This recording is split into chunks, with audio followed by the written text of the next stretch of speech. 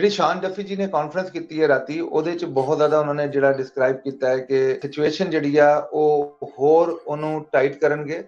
Situation tight ਕਰਨ ਦਾ ਮਕਸਦ ਹੈ ਕਿ ਉਹਦੇ 'ਚ ਦੇਖਣਗੇ ਕਿ ਜਿਹੜੇ ਕਰੰਟਲੀ ਜਿਹੜੇ ਬੈਡ ਕਰੈਕਟਰ ਨੇ ਉਹਨਾਂ ਨੂੰ ਕਿੱਦਾਂ ਠੀਕ ਕਰਿਆ ਜਾ ਸਕਦਾ ਹੈ। ਜਿਹੜੇ 2-3 ਰੀਸੈਂਟਲੀ ਤੁਹਾਨੂੰ ਪਤਾ ਹੈ ਨਿਊਯਾਰਕ 'ਚ ਹੋਏ ਇਨਸੀਡੈਂਟ, ਜਿਹਦੇ 'ਚ ਇੱਕ ਅਪਾਰਟਮੈਂਟ ਬਿਲਡਿੰਗ 'ਚ ਬਹੁਤ ਸਾਰੇ DOT ਜਿਹੜੇ ਰਜਿਸਟਰ ਕਰਾਏ ਗਏ ਸੀ ਇੱਕ ਕੰਪਨੀ ਦੀ ਤਰਫੋਂ, ਉਹਦੇ 'ਚ ਬਹੁਤ ਜ਼ਿਆਦਾ ਜਿਹੜਾ ਇੱਕ ਮਿਲੀਅਨ ਕੈਰੀਅਰ ਦੀ ਜਿਹੜੀ ਉਹ ਸਿਚੁਏਸ਼ਨ ਆ ਉਹ ਸਾਹਮਣੇ ਆਈ ਆ, ਤੇ ਉਹ ਸਿਚੁਏਸ਼ਨ ਤੇ ਹੁਣ FMCSA ਸਟੈਪ ਲੈ ਰਿਹਾ ਹੈ। ਦੂਸਰਾ ਜਿਹੜਾ FMCSA ਜਿਹੜਾ ਸਟੈਪ ਲਏਗਾ ਉਹ ਹੈਗਾ ਕਿ ਜਿਹਨਾਂ ਨੂੰ ਇੰਗਲਿਸ਼ ਨਹੀਂ ਆਉਂਦੀ ਉਹਨਾਂ ਨੂੰ ਚੈੱਕ ਕਰਨਗੇ ਰੋਡ ਸਾਈਡ ਤੇ ਰੋਕ ਕੇ, ਤੇ ਜੇ ਇੰਗਲਿਸ਼ ਨਹੀਂ ਆਉਂਦੀ ਤੇ ਉਹਨਾਂ ਦਾ ਟਰੱਕ ਜਿਹੜਾ ਹੈ ਉਹ ਆਊਟ ਆਫ ਸਰਵਿਸ ਕਰਨਗੇ। ਤੇ ਅਗਲਾ ਸਟੈਪ ਇਹ ਕਹਿੰਦੇ ਨੇ ਕਿ ਉਹਨਾਂ ਦੀ ਜਿਹੜੀ ਸਟੇਟਾਂ ਨੂੰ ਅਸੀਂ ਕੰਟੈਕਟ ਕਰਕੇ ਉਹਨਾਂ ਦੇ ਲਾਇਸੈਂਸ ਨੂੰ ਵੀ ਜਿਹੜੇ CDL ਨੇ ਉਹਨਾਂ ਨੂੰ ਰਿਵੋਕ ਕਰਾਂਗੇ।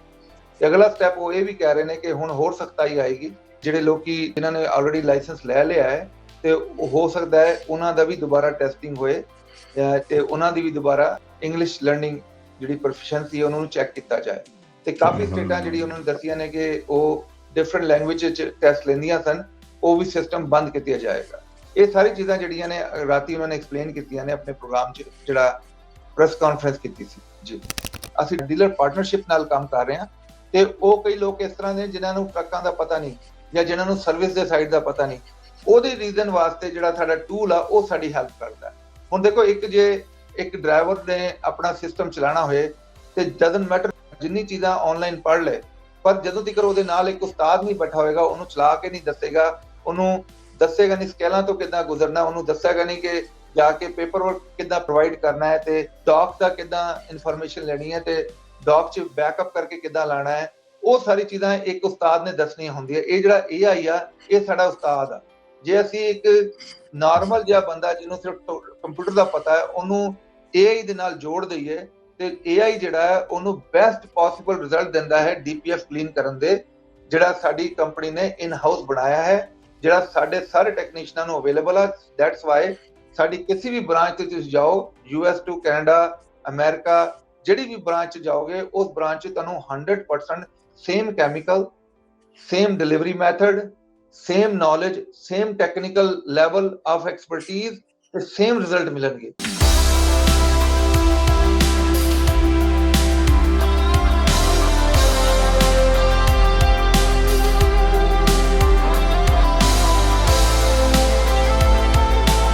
ਸਾਰੇ ਦਰਸ਼ਕਾਂ ਨੂੰ ਤੇ ਵਿਊਅਰਸ ਨੂੰ ਮੈਂ ਵਿਕ ਵੱਲੋਂ ਸਤਿ ਸ੍ਰੀ ਅਕਾਲ, ਨਮਸਕਾਰ, ਆਦਾਬ ਤੇ ਗੁੱਡ ਮਾਰਨਿੰਗ।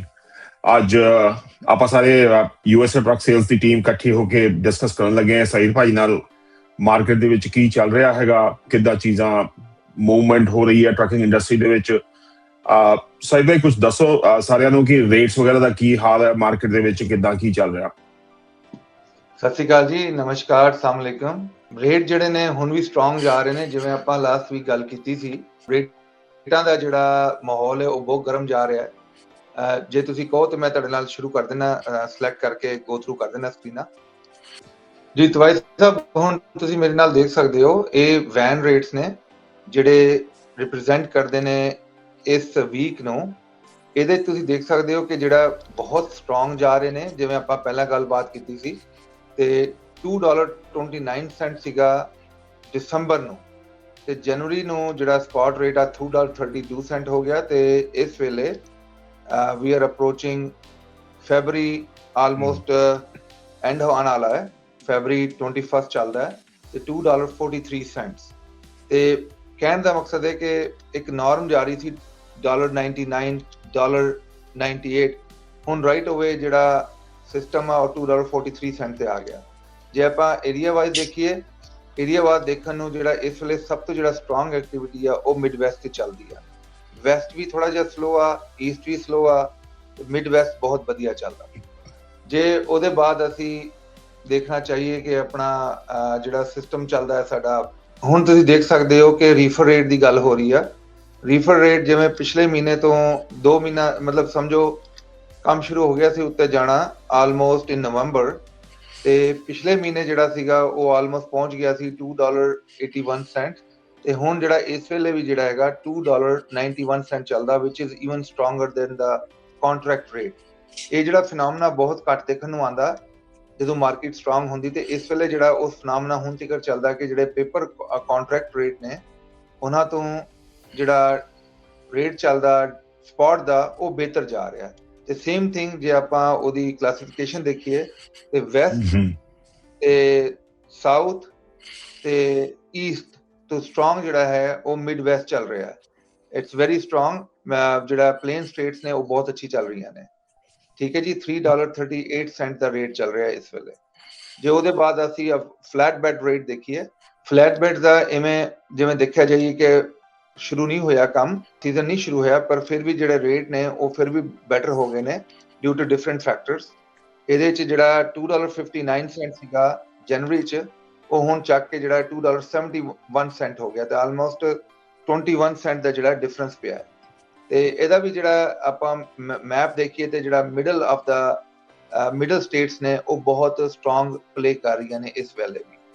ਤੇ ਇਹ ਜੀ ਸਾਡੀ ਜਿਹੜੀ ਆ ਲੋਡਾਂ ਦੀ ਸੂਰਤ ਹਾਲ ਆ। ਤੇ ਅੱਗੇ ਜਿਹੜਾ ਮੈਂ ਥੋੜਾ ਜਿਹਾ ਜੀ ਸੌਰੀ ਗੋ ਅਹੈਡ। ਸਰ ਮੈਂ ਕਹਿੰਦਾ ਸੀ ਓਵਰਆਲ ਪੋਜ਼ਿਟਿਵ ਡਾਇਰੈਕਸ਼ਨ ਦੇ ਵਿੱਚ ਹੈਗੀ ਚੀਜ਼ਾਂ, things are improving slowly, season ਵੀ ਚੇਂਜ ਹੋ ਰਿਹਾ, ਵੈਦਰ ਵੀ ਹੁਣ ਸਮਰ ਆ ਰਹੀ ਹੈ ਹੌਲੀ ਹੌਲੀ, ਰਾਈਟ? ਸੋ ਉਹ ਸਾਰੀ ਚੀਜ਼ਾਂ ਪਿਕਅਪ ਹੁੰਦੀਆਂ ਨੇ ਫਿਰ, ਰਾਈਟ? ਇਹੀ ਰੀਜ਼ਨ ਹੈ ਇਹਦਾ?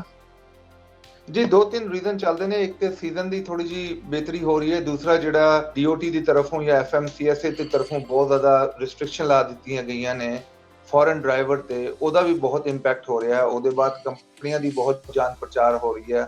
ਉਹਦੇ ਬਾਅਦ ਜਿਵੇਂ ਆਪਾਂ ਗੱਲ ਕਰਦੇ ਸੀ ਕਿ ਜਿਹੜੇ ਸਕੂਲ ਨੇ ਉਹਨਾਂ ਨੂੰ ਵੀ ਬਹੁਤ ਜ਼ਿਆਦਾ ਫੋਕਸ ਕੀਤਾ ਗਿਆ, ਸਕੂਲਾਂ ਨੂੰ ਵੀ ਚੈੱਕ ਕਰਿਆ ਜਾ ਰਿਹਾ ਹੈ।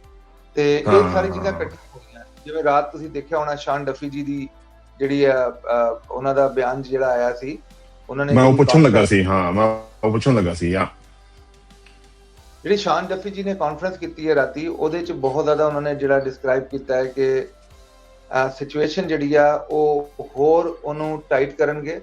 ਸਿਚੁਏਸ਼ਨ ਟਾਈਟ ਕਰਨ ਦਾ ਮਕਸਦ ਹੈ ਕਿ ਉਹਦੇ 'ਚ ਦੇਖਣਗੇ ਕਿ ਜਿਹੜੇ ਕਰੰਟਲੀ ਜਿਹੜੇ ਬੈਡ ਕਰੈਕਟਰ ਨੇ ਉਹਨਾਂ ਨੂੰ ਕਿੱਦਾਂ ਠੀਕ ਕਰਿਆ ਜਾ ਸਕਦਾ ਹੈ। ਜਿਹੜੇ 2-3 ਰੀਸੈਂਟਲੀ ਤੁਹਾਨੂੰ ਪਤਾ ਨਿਊਯਾਰਕ 'ਚ ਹੋਏ ਇੰਸੀਡੈਂਟ, ਜਿਹਦੇ 'ਚ ਇੱਕ ਅਪਾਰਟਮੈਂਟ ਬਿਲਡਿੰਗ 'ਚ ਬਹੁਤ ਸਾਰੇ DOT ਜਿਹੜੇ ਰਜਿਸਟਰ ਕਰਾਏ ਗਏ ਸੀ ਇੱਕ ਕੰਪਨੀ ਦੀ ਤਰਫੋਂ, ਉਹਦੇ 'ਚ ਬਹੁਤ ਜ਼ਿਆਦਾ ਜਿਹੜਾ ਇੱਕ ਸਿਵਿਲਿਅਨ ਕੈਰੀਅਰ ਦੀ ਜਿਹੜੀ ਉਹ ਸਿਚੁਏਸ਼ਨ ਆ ਉਹ ਸਾਹਮਣੇ ਆਈ ਆ। ਤੇ ਉਹ ਸਿਚੁਏਸ਼ਨ ਤੇ ਹੁਣ FMCSA ਸਟੈਪ ਲੈ ਰਿਹਾ ਹੈ। ਦੂਸਰਾ ਜਿਹੜਾ FMCSA ਜਿਹੜਾ ਸਟੈਪ ਲਏਗਾ ਉਹ ਹੈਗਾ ਕਿ ਜਿਹਨਾਂ ਨੂੰ ਇੰਗਲਿਸ਼ ਨਹੀਂ ਆਉਂਦੀ ਉਹਨਾਂ ਨੂੰ ਚੈੱਕ ਕਰਨਗੇ ਰੋਡ ਸਾਈਡ ਤੇ ਰੋਕ ਕੇ, ਤੇ ਜੇ ਇੰਗਲਿਸ਼ ਨਹੀਂ ਆਉਂਦੀ ਤੇ ਉਹਨਾਂ ਦਾ ਟਰੱਕ ਜਿਹੜਾ ਹੈ ਉਹ ਆਊਟ ਆਫ ਸਰਵਿਸ ਕਰਨਗੇ।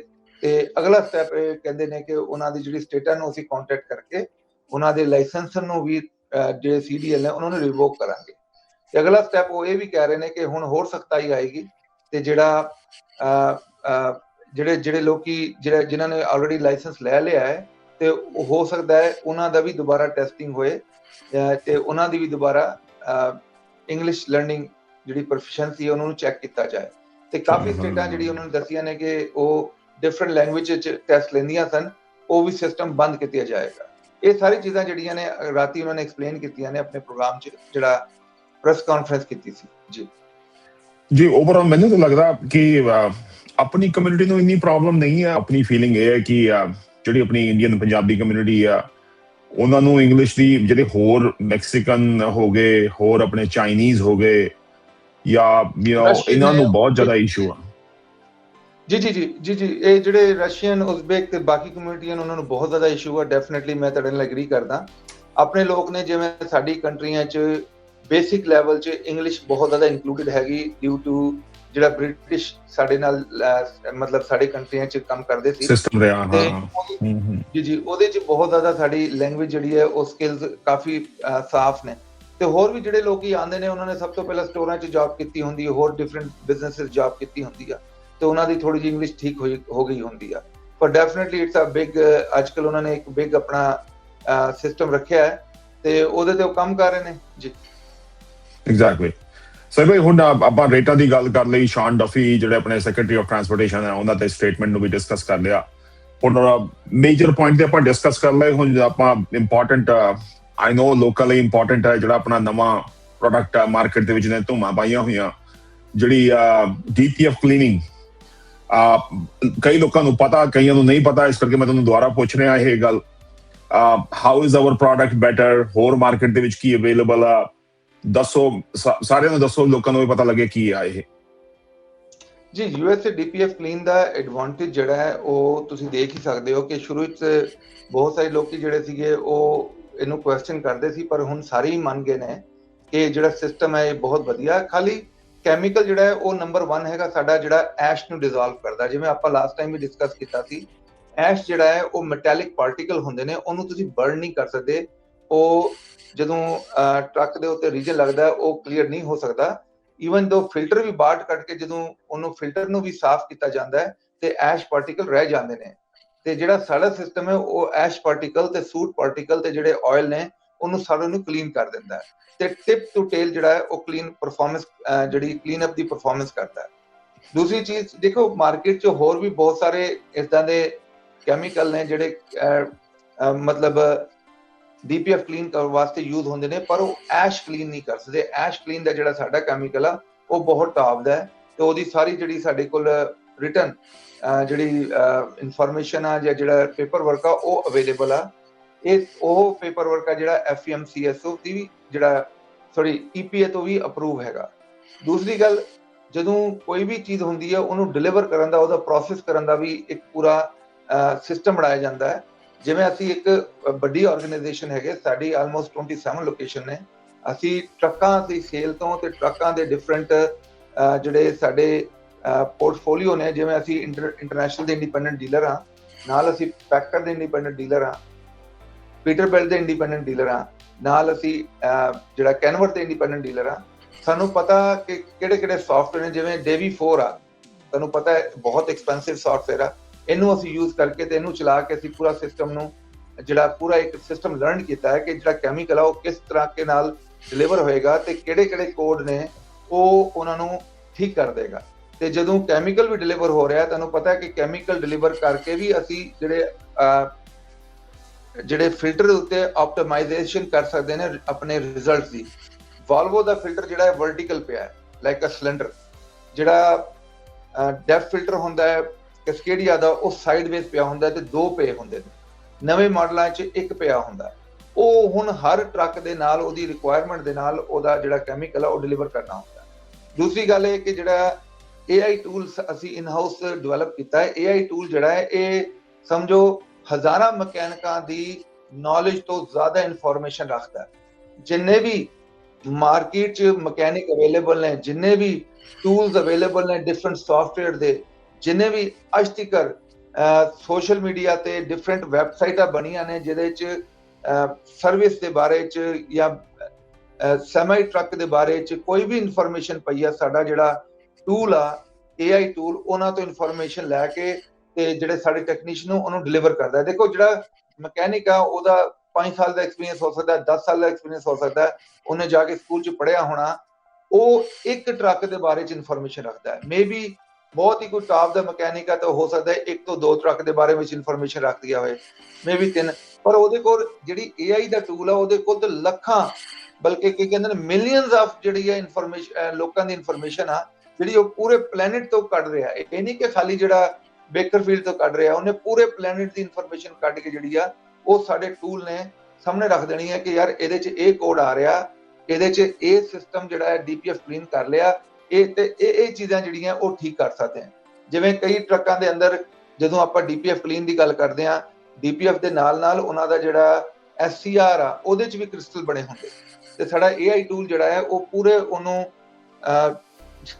ਜਿਹੜਾ ਸਿਸਟਮ ਹੁੰਦਾ ਹੈ ਸੌਫਟਵੇਅਰ ਦਾ ਉਹਨੂੰ ਲਰਨ ਕਰਦਾ ਹੈ, ਉਹਦੇ ਕੋਡਾਂ ਨੂੰ ਪੜ੍ਹਦਾ ਹੈ, ਉਹਦੇ ਡਿਫਰੈਂਟ ਪੈਰਾਮੀਟਰਸ ਨੂੰ ਪੜ੍ਹਦਾ ਹੈ ਕਿ ਭਾਈ ਹੀਟ ਕਿੰਨੀ ਪਰਫਾਰਮ ਹੋ ਰਹੀ ਆ, ਉਹਦੇ 'ਚ ਪ੍ਰੈਸ਼ਰ ਕਿੰਨਾ ਹੈਗਾ, ਉਹਦੇ 'ਚ ਹੋਰ ਜਿਹੜੇ ਟੂਲ ਨੇ ਉਹਨਾਂ ਨੂੰ ਪੜ੍ਹਦਾ ਹੈ। ਉਹਦੇ ਬਾਅਦ ਸਾਨੂੰ ਦੱਸਦਾ ਹੈ ਕਿ ਜੀ ਇਹਦੇ 'ਚ ਇਹ ਪਰਫਾਰਮੈਂਸ ਹੋਈ ਹੈ, ਇਹਦੇ 'ਚ ਇੰਨਾ ਸੂਟ ਤੇ ਐਸ਼ ਸਾਫ਼ ਹੋਇਆ ਤੇ ਇਹ ਸਟੈਪ ਲੈਣੇ।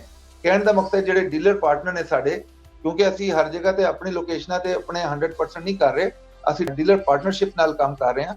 ਤੇ ਉਹ ਕਈ ਲੋਕ ਇਸ ਤਰ੍ਹਾਂ ਦੇ ਜਿਨ੍ਹਾਂ ਨੂੰ ਟਰੱਕਾਂ ਦਾ ਪਤਾ ਨਹੀਂ ਜਾਂ ਜਿਨ੍ਹਾਂ ਨੂੰ ਸਰਵਿਸ ਦੇ ਸਾਈਡ ਦਾ ਪਤਾ ਨਹੀਂ, ਉਹਦੇ ਰੀਜ਼ਨ ਵਾਸਤੇ ਜਿਹੜਾ ਸਾਡਾ ਟੂਲ ਆ ਉਹ ਸਾਡੀ ਹੈਲਪ ਕਰਦਾ।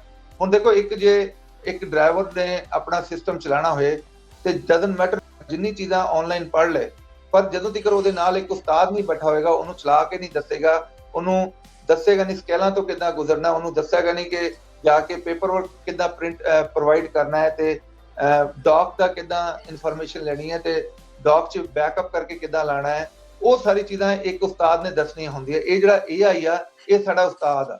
ਜੇ ਅਸੀਂ ਇੱਕ ਨਾਰਮਲ ਜਿਹਾ ਬੰਦਾ ਜਿਹਨੂੰ ਸਿਰਫ ਕੰਪਿਊਟਰ ਦਾ ਪਤਾ ਹੈ, ਉਹਨੂੰ AI ਦੇ ਨਾਲ ਜੋੜ ਦਈਏ ਤੇ AI ਜਿਹੜਾ ਹੈ ਉਹਨੂੰ ਬੈਸਟ ਪੋਸੀਬਲ ਰਿਜ਼ਲਟ ਦਿੰਦਾ ਹੈ DPF ਕਲੀਨ ਕਰਨ ਦੇ, ਜਿਹੜਾ ਸਾਡੀ ਕੰਪਨੀ ਨੇ ਇਨ ਹਾਊਸ ਬਣਾਇਆ ਹੈ, ਜਿਹੜਾ ਸਾਡੇ ਸਾਰੇ ਟੈਕਨੀਸ਼ੀਅਨਾਂ ਨੂੰ ਅਵੇਲੇਬਲ ਆ। ਦੈਟਸ ਵਾਈ ਸਾਡੀ ਕਿਸੇ ਵੀ ਬ੍ਰਾਂਚ ਤੇ ਤੁਸੀਂ ਜਾਓ, US to ਕੈਨੇਡਾ, ਅਮਰੀਕਾ, ਜਿਹੜੀ ਵੀ ਬ੍ਰਾਂਚ ਜਾਓਗੇ, ਉਸ ਬ੍ਰਾਂਚ 'ਚ ਤੁਹਾਨੂੰ 100% same chemical, same delivery method, same knowledge, same technical level of expertise ਤੇ ਸੇਮ ਰਿਜ਼ਲਟ ਮਿਲਣਗੇ। ਇਹ ਨਹੀਂ ਹੋਏਗਾ ਕਿ ਇੱਕ ਬ੍ਰਾਂਚ ਜਿਹੜੀ ਆ ਉਹ ਥੋੜੀ ਘੱਟ ਹੋਏਗੀ ਤੇ ਦੂਜੀ ਬ੍ਰਾਂਚ ਜ਼ਿਆਦਾ ਹੋਏਗੀ, ਕਿਉਂਕਿ ਉਹਨਾਂ ਕੋਲ ਜਿਹੜਾ AI ਟੂਲ ਆ ਉਹ ਸਭ ਕੋਲ ਇੱਕ ਹੀ ਹੈਗਾ, ਜਿਹੜਾ ਉਹਨਾਂ ਨੂੰ ਇਨਹਾਂਸ ਕਰ ਰਿਹਾ, ਡਿਵੈਲਪ ਕਰ ਰਿਹਾ ਤੇ ਪ੍ਰੋਸੈਸ ਨੂੰ ਕੰਪਲੀਟ ਕਰ ਰਿਹਾ। ਜੀ ਸਾਹਿਬ ਭਾਈ, ਆਈ ਮੀਨ ਮੈਂ ਬਿਲਕੁਲ ਐਗਰੀ ਕਰਦਾ ਇਸ ਗੱਲ ਨੂੰ। ਸਟੈਂਡਰਡਾਈਜ਼ਡ ਪ੍ਰੋਸੈਸ ਬਣਾਇਆ ਹੋਇਆ ਸਾਰਿਆਂ ਲਈ, ਨੌਲੇਜ ਬੇਸ ਉਹ AI ਟੂਲ ਦੇ ਨਾਲ ਮਿਲਦੀ ਹੈ। ਜਿਵੇਂ ਤੁਸੀਂ ਕਿਹਾ, ਸਾਰੀ ਵਰਲਡ ਦੀ ਸਾਰੀ ਇਨਫੋਰਮੇਸ਼ਨ ਉਹਨੇ ਇਕੱਠੀ ਕਰਕੇ, ਇਨਫੋਰਮੇਸ਼ਨ ਐਕਸਟਰੈਕਟ ਕਰਕੇ, ਜਿਹਨੂੰ ਕੱਢ ਕੇ ਕਹਿੰਦੇ ਆ, ਉਹ ਪ੍ਰੈਜ਼ੈਂਟ ਕਰਦੀ ਹੈ। ਉਹਦੇ ਨਾਲ ਸਾਡਾ ਜਿਹੜਾ ਪ੍ਰੋਸੈਸ ਆ ਪੂਰਾ ਸਟੈਂਡਰਡਾਈਜ਼ ਰਹਿੰਦਾ ਅਕ੍ਰੋਸ ਆਲ ਬ੍ਰਾਂਚਸ, ਆਲ ਲੋਕੇਸ਼ਨਸ, US, ਕੈਨੇਡਾ, ਐਵਰੀਵੇਅਰ। ਤੇ ਫਾਈਨਲੀ ਮੈਂ ਤਾਂ ਇੱਕ ਗੱਲ ਐਡ ਹੀ ਕਰੂੰਗਾ ਤੁਹਾਡੇ ਕਨਵਰਸੇਸ਼ਨ ਦੇ ਵਿੱਚ।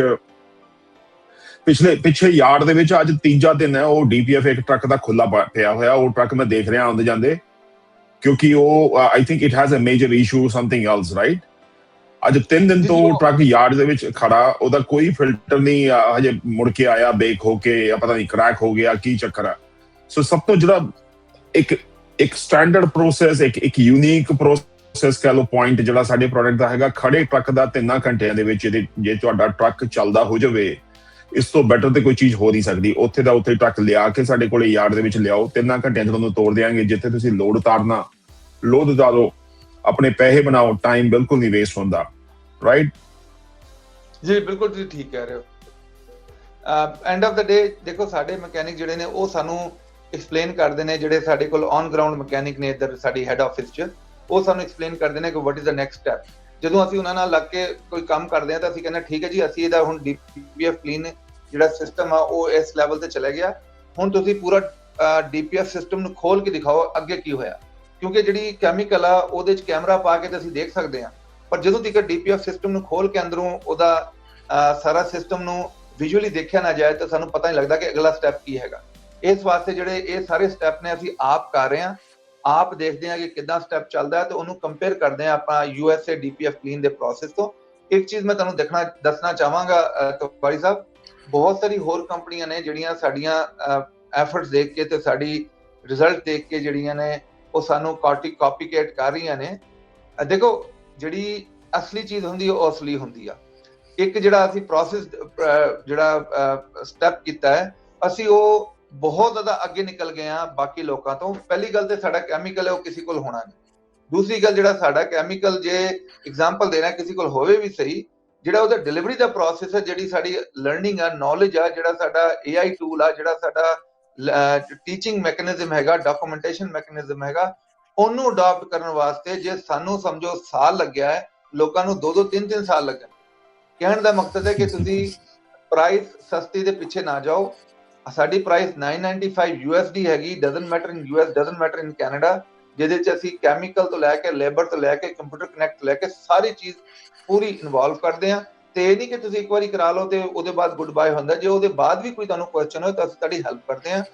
ਸਾਡਾ ਪ੍ਰੋਸੈਸ ਜਿੰਨਾ ਵੀ ਹੈਗਾ ਇਹ ਇਨਸ਼ੋਰਡ ਪ੍ਰੋਸੈਸ ਹੈਗਾ ਤੇ ਇਹ ਸਾਰਾ ਜਿਹੜਾ ਹੈਗਾ EPA ਤੋਂ ਜਿਹੜਾ ਹੈ ਐਕਸੈਪਟਡ ਹੈਗਾ, ਇਹਦੀ ਡਾਕੂਮੈਂਟੇਸ਼ਨ ਸਾਡੇ ਕੋਲ ਅਵੇਲੇਬਲ ਹੈ ਜੀ।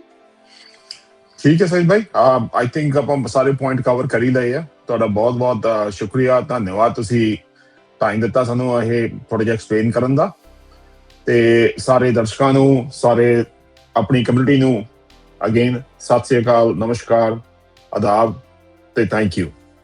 ਥੈਂਕ ਯੂ ਜੀ ਸਭ ਨੂੰ ਦੇਖਣ ਵਾਲੇ ਨੂੰ। ਸਤਿ ਸ੍ਰੀ ਅਕਾਲ, ਨਮਸਕਾਰ ਤੇ ਅਸਲਾਮ ਅਲੈਕੁਮ ਜੀ। Thank you sir.